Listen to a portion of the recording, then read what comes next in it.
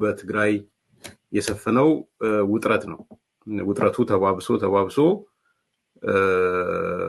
ከባድ ሁኔታ ውስጥ ደርሷልና አንዳንዶቹ የሚያመላክቱት እንግዲህ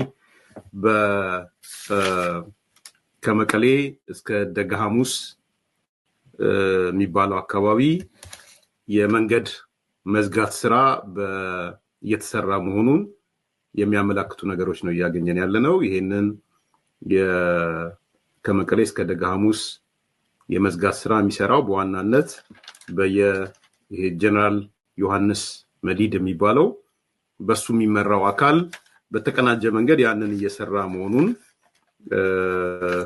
ከሱ ውጪም ወዲም ቤቴ የሚባል ምግበይ የሚባል ይሄ ገንዘብ ሰርቆ ቤት የሰራው እነ ማሾ የሚባሉ እነሱን ጨምሮ ከመቀሌ እስከ ደጋሃሙስ የመዝጋት ስራ እየሰሩ መሆኑን አንዱ መረጃ መጥቷል።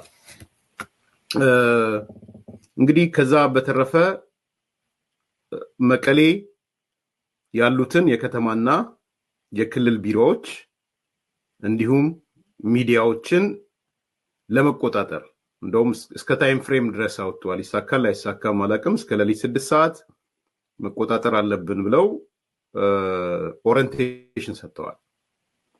የዚህ ዋነኛው ባለቤት ቅድም እንዳነሳሁት የጀነራል ዮሐንስ ወይም መዲድ የሚባለው ነው። አደጋ ሐሙሲያ እና